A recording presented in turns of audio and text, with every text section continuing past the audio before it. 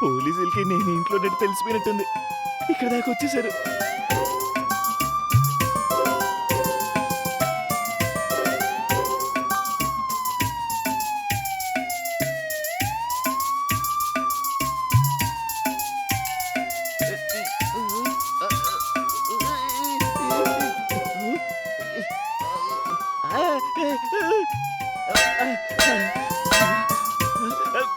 తప్పకరా.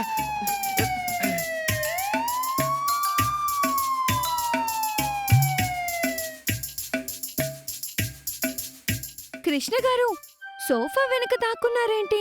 అలవాట్లో పొరపాటు అనుకుంటా. మీరు నోరు ముయ్యండి.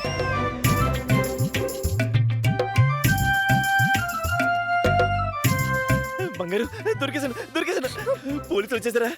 ఎవ్వరూ రాలేదు. తిక్క పన్ను చేయకుండా బయటికి రా.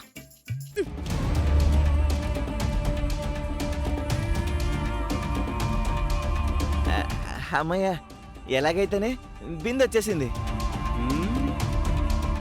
అందరం ఎంత ప్రయత్నించినా రాని బిందే అవని ఫోన్లో పోలీస్ సైరన్ ప్లే చేయగానే ఎలా వచ్చేసింది బామర్ది?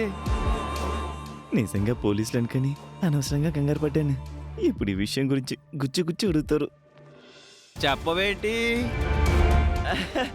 అది పోలీస్ సైరనా? నేను ఇంకా అంబులెన్స్ సైరన్ అనుకున్నాను. అంబులెన్స్ సైరన్ అయితే ఎందుకు కంగారు పడాలి? పాయింటే. ఇంకా ఈ విషయం వదిలేయండి. బిందెలో తలపెట్టాల్సిన అవసరం నీకెందుకొచ్చింది బావా?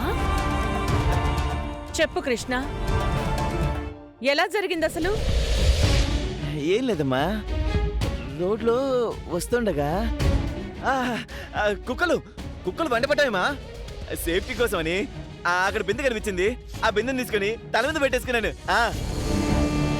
కుక్కలు వెంట పడితే కాళ్ళు పట్టుకుంటాయి గాని తలెందుకు పట్టుకుంటాయి అన్నయ్య? అరే, అన్ని కుక్కలు ఒకేలా ఉంటాయా ఏంటి? నువ్వు చెప్తుంది నమ్మేలా లేదన్నయ్య. అంటే ఏంటి నీ ఉద్దేశం? ఏంటి నీ ఉద్దేశం? అంటే నేను అబద్ధం చెప్తున్నానన్నా? అలాగే అనిపిస్తుంది. నాకు అలాగే అనిపిస్తుంది. మొత్తానికి అవని మేడం సమయానికి మంచి ఆలోచన చేశారు. చేసిన ఘనకార్యం చాలు, ఇంక నువ్వు బయలుదేరు. ఎటూ వచ్చాను కాబట్టి నా కోసం మా ఆయన కొన్న చీరలు చూపిస్తానుండండి. ఏం అవసరం లేదు, నువ్వు మీ ఇంటికి వెళ్ళి చూసుకో. అయ్యో, అలా అంటే ఎలా చిన్న బంగారం? చూపిస్తానుండండి.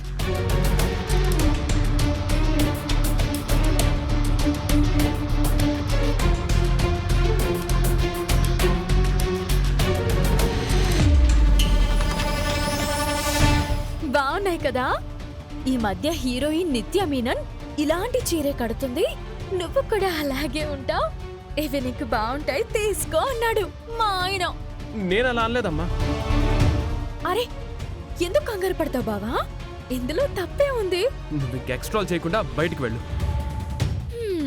సరే, బాయ్. ఇదిగో బావా, ఇంకోసారి బయటికి వెళ్ళినప్పుడు జాగ్రత్త. అన్ని సందర్భాల్లోనూ బిందెలు అందుబాటులో ఉండవు. కుక్కల వలన ప్రాబ్లం అవుతుంది, సరేనా?